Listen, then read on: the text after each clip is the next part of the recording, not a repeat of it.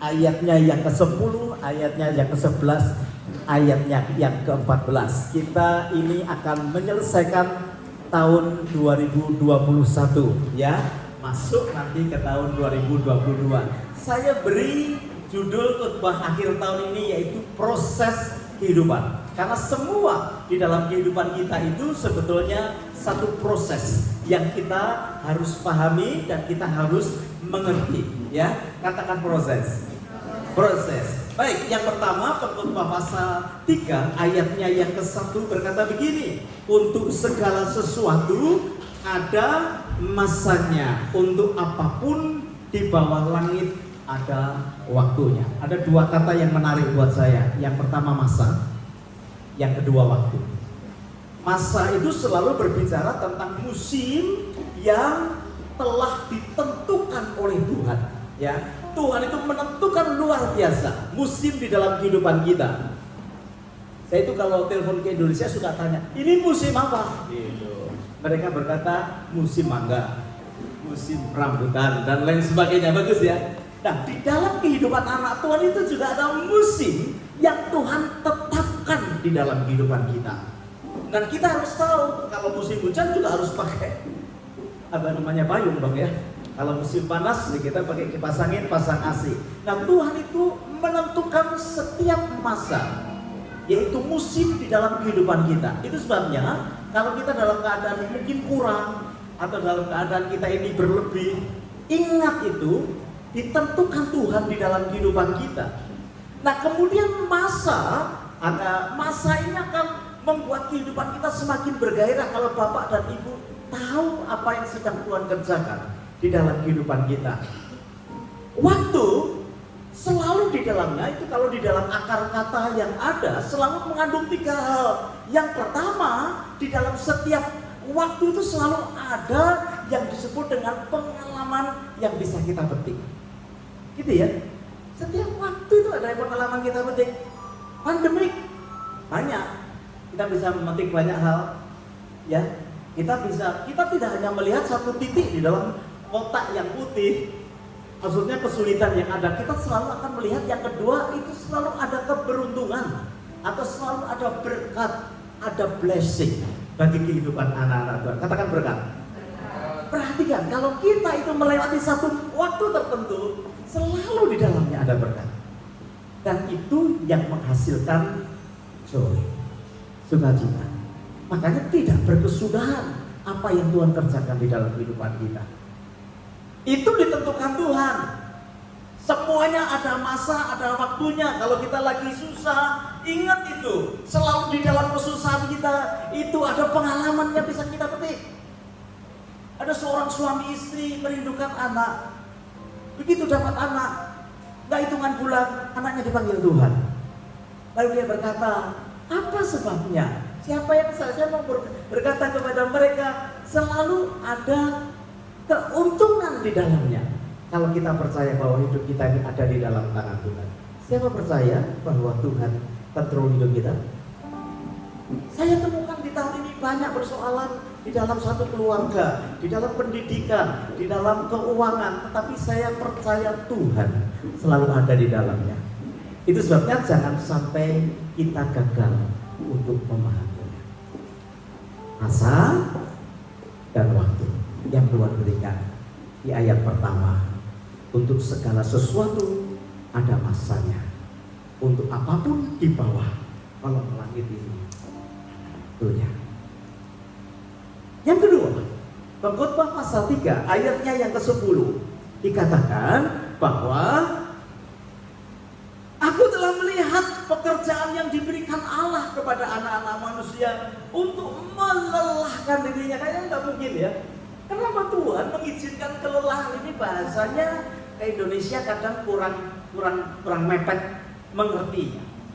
Karena ada istilah pekerjaan yang melelahkan manusia membuat kita kadang ragu kepada Tuhan. Bapak Ibu yang dikasihi Tuhan, sebetulnya bahasa Inggrisnya task gitu ya. Apa itu namanya? Kesukaran yang menimpa kehidupan kita. Dari bahasa aslinya anak. Perhatikan Bapak Ibu yang dikasihi Tuhan, setiap pekerjaan yang Tuhan kerjakan di dalam kehidupan kita selalu tujuannya yaitu ya. Jadi kita melihat bahwa selalu ada pengalaman di dalamnya, selalu ada keuntungan di dalamnya, selalu ada sukacita di dalamnya. Itu yang Tuhan taruh. Kata Ana, pengalaman-pengalaman kita itu akan menjadikan kita ini semakin rendah hati, ya, semakin humble. Perhatikan, kalau Bapak Ibu melihat proses Tuhan dalam hidup kita, ketika kita sungguh-sungguh kepada Tuhan, maka tiba-tiba ada kerendahan hati, ada keikhlasan di dalam kehidupan kita, dan itu membuat kita ini bisa terkoneksi kembali dengan Tuhan. Sebab Tuhan tidak pernah bisa berhubungan dengan orang yang tinggi hati. Begitu kita merasakan ada hati yang berubah, konek lagi nih dengan Tuhan. Kenapa? Karena kita ini sudah kehilangan kemuliaan Tuhan. Kalau itu mulai konek lagi, itu membuat kita ini bisa mengerti kehendak Tuhan. Dan cirinya adalah anak Tuhan akan mulai pintar merespon dengan benar. Itu ya. 10 tahun yang lalu dengan sekarang masih beda, no? Siapa yang sudah Kristen 10 tahun? Harusnya beda dong. Ya. Dulu sih suka marah, tapi sekarang kok ya sudahlah, suka ngalah. Kan gitu. Halo? Rumah tangga yang dikerjakan Tuhan, diproses oleh Tuhan juga beda tuh. Dulu sukanya menang sendiri, tetapi setelah bersama dengan Tuhan, suami istri, orang tua anak, rasanya bisa saling menghargai itu. Karena responnya jadi benar. Tidak mudah marah, tidak mudah tersinggung, dan lain sebagainya. Saya tidak tahu posisi Bapak Ibu Saudara hari ini seperti apa. Tetapi kalau orang mulai terkoneksi dengan Tuhan, proses itu membuat saudara dan saya memiliki satu pengalaman yang baik, memiliki satu keberuntungan, suatu blessing dalam kehidupan kita, dan lebih daripada itu, joy-nya itu tambah, sukacitanya itu tambah. Yang ketiga, saya mau mengambil dari ayat yang ke-11. Bapak Ibu, ini bagus ya. Pengkhotbah pasal 3. Mengakhiri tahun kita. Nanti di rumah dibaca dari ayat 1 sampai selesai ya. Hanya ambil 4 saja. Yang ketiga ini ayat yang ke-11 dikatakan seperti begini. Ia, yaitu siapa? Tuhan. Ia membuat segala sesuatu indah pada waktunya. Bahkan ia memberikan kekekalan di hati mereka, tetapi manusia tidak dapat menyelami. Manusia tidak dapat menyelami pekerjaan yang dilakukan Allah dari awal sampai akhir. Siapa yang ngerti apa yang Tuhan kerjakan dalam hidup kita? Ya, mereka kita ngerti ya, boleh ya. Oh ya, ngerti gitu. Ya, kok bisa ya? Pandemi berkepanjangan. Saya ini 2 hari yang lalu ya Pak Doni ya, masuk ke tempat ini karena sudah 1 tahun, hampir 1 tahun tak masuk ya. Kita masuk ke tempat ini, saya bersama Pak Doni berkata, kayaknya baru minggu kemarin ya. Kita ke tempat itu sudah hampir 1 tahun. Ini hari pertama kita menginjak tempat ibadah kita lagi. Saya tidak mengerti bagaimana Tuhan mengerjakan itu. Ya, biasanya kalau malam tahun baru kan kumpulnya di rumah kita ya, boleh ya. 60 orang sampai kumpul di dalam pasar Simbol gitu. Tempat saya nggak ada yang bisa duduk berdiri semua karena rapat saudara ya. Nah kali ini berkata jangan di rumah, nanti rumah saya bisa dikomplain sama tetangga. Kita kumpul di gereja aja. Saya bersyukur Bapak Ibu bisa hadir. Ina dan Pak Doni last minute dia bisa datang. Ya, semua anugerah Tuhan ya. Kalau hal gini gak membuat mereka hidupnya semakin dekat kepada Tuhan, menurut saya sangat sekali. Tidak seharusnya mereka kumpul sama kita, tetapi last minute, can I come? Yes. Saya merasa bahwa semua ini karena anugerah Tuhan. Yang membuat indah dalam hidup kita itu Dia. Itu sebabnya ada istilah nggak usah takut ya. Kita tidak usah mengalami takut karena pengalaman yang indah itu dari kata yapah, ya, yepepia. Indah itu artinya kita mulai direduplikasi karena dulu kan kita sudah jatuh dalam dosa, tetapi Tuhan masih memilih umat pilihannya, katakan umat pilihannya. Nggak semua. Itu direduplikasi. Apakah kita disadar bahwa kita dipilih Tuhan? Israel itu ada 12 suku, yang 10 dibuang loh saudara. Yang dipilih cuma 2 suku yang ada, Yehuda. Yang 10 sudah tidak ketahuan. Sekarang jadi negara apa tidak ketahuan. Nah yang 2 ini akhirnya menjadi Israel kan. Tetapi tidak semua Israel rupanya juga Israel sejati. Kalau saya pikirkan seperti itu, indah dalam pengertian Yapa. Itu saya nikmati sungguh-sungguh karena sedang direduplikasi. Kalau Bapak Ibu tidak sadar bahwa kita sedang dibentuk sesuai dengan maunya Tuhan, dikembalikan kepada ciptaan semula, kita jadi lemes saudara. Karena kita tadi tahu Tuhan sedang memproses. Prosesnya itu akan mendatangkan pengalaman dalam kehidupan. Kita nggak pernah tahu nanti 2022, 2021 aja sudah bersyukur kita bisa. Walaupun susah ya, uang dicari sulit, kemana-mana pakai masker. Saya sering ketemu teman-teman di insert itu. Halo Pak, saya tanya kamu siapa? Buka dong maskernya. Kalau nggak dibuka kan nggak tahu. Ya kemarin aja ketemu sama si Puspa ini, siapa namanya di sini. Halo Pak, kamu siapa? Oh Puspa. Nah, kelihatan gitu ya. Tetapi kita bisa lewati loh hari ini. Sebentar lagi kita selesai dengan 2021 dengan segala kebaikan Tuhan. Ya, mungkin kalau saya pakai masker kemudian saya panggil Pak Thomas, ya, ya. Kan wajah saya kecil, orang mengenal saya dari kumis saya. Kalau kumis saya tutup nggak ada orang tahu sudah. Tetapi kita sebentar lagi nih, hitungan jam nih, kita selesai 2022. Kita akan hadapi bersama dengan Tuhan yang apa? Yang membuat kita ini indah. Reduplikasi, bahkan dikatakan bright. Kita ini akan dibuat semakin terang, sebab Tuhan berkata kamu ini terang dunia. Saudara, jangan capek untuk diproses oleh Tuhan, karena selalu untuk mendatangkan kebaikan buat orang yang mengasihi Dia. Amin Bapak Ibu. Jadilah garam dan jadilah terang untuk Tuhan dipermuliakan. Pengalaman yang membuat kita mengalami berkat dan menjadikan kita hidup di dalam sukacita yang terakhir. Pengkhotbah pasal yang ketiga ayatnya yang ke-14 berkata seperti begini, aku tahu, perhatikan ya, sebelum saya yang ke-14, yang Tuhan kerjakan itu sifatnya kekal, panjang. Kalau dia mau bikin pengalaman itu pengalaman yang panjang. Kalau dia mau bikin pengalaman yang menguntungkan itu untungnya panjang. Kemudian kalau dia mau bikin sukacita itu sukacitanya panjang. Bahkan tadi dikatakan sampai kepada kekekalan.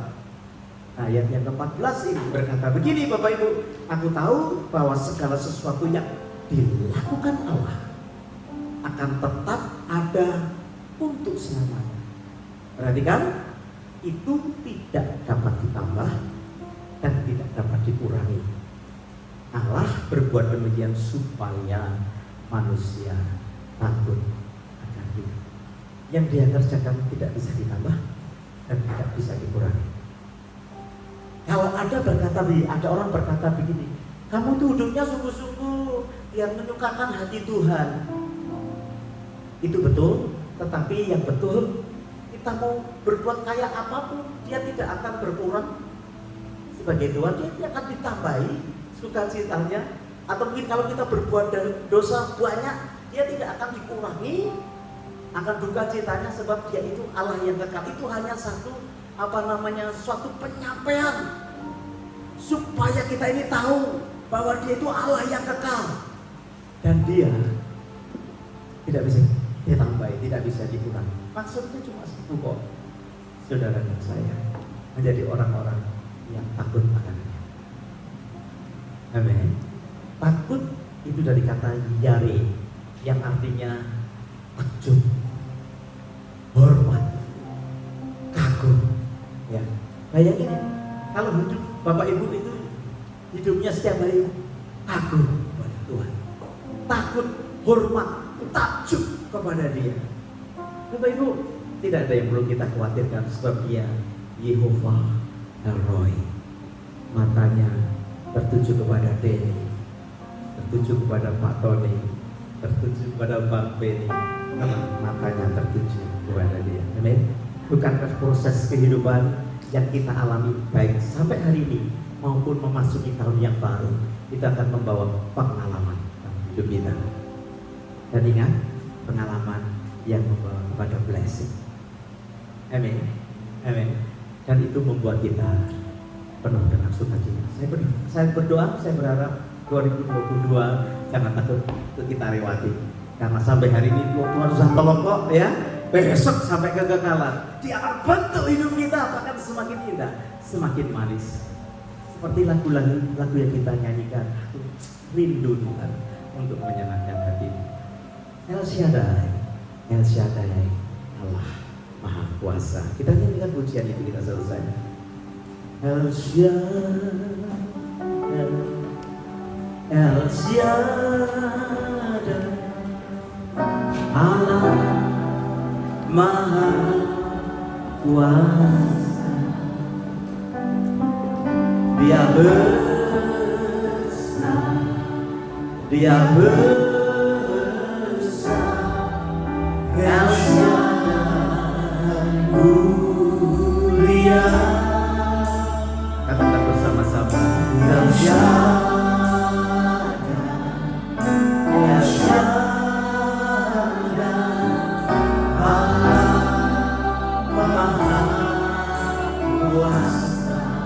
Berkatnya melimpah, berkatnya melimpah.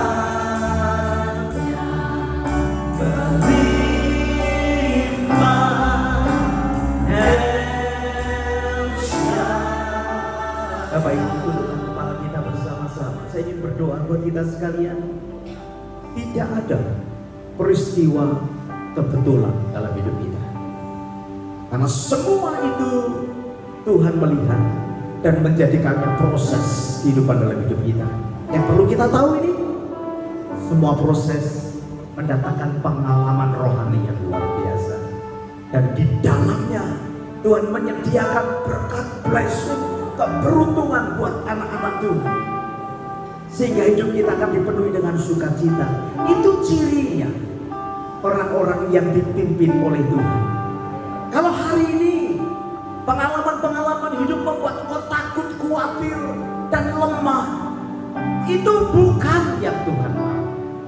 Karena dalam segala sesuatu Dia merancangkan kebaikan, bahkan masa depan yang penuh pengharapan. Bapak Ibu yang dikasihi Tuhan, di balik semua peristiwa, yakinlah bahwa Tuhan tidak pernah meninggalkan kita. Haleluya. Terima kasih Bapak, Bapak baik buat setiap kami. Semua saat ini datang kepada Tuhan. Kau berkata, proses hidupku Tuhan, karena tidak ada kejelekan yang bakal terjadi dalam kehidupanku. Aku tahu Engkau memproses hidupku supaya kembali seperti apa yang Engkau mau. Kirana lama syekaya, Kau menjamah setiap hati anak-anakmu saat ini ya. Kami mau kagum, kami mau takjub terhadap apa yang Kau kerjakan di dalam hidup kami, dan kami mau memberi hormat kepada-Mu ya Tuhan. Sejauh ini Kau sudah menolong kami, Kau juga akan terus menolong kami.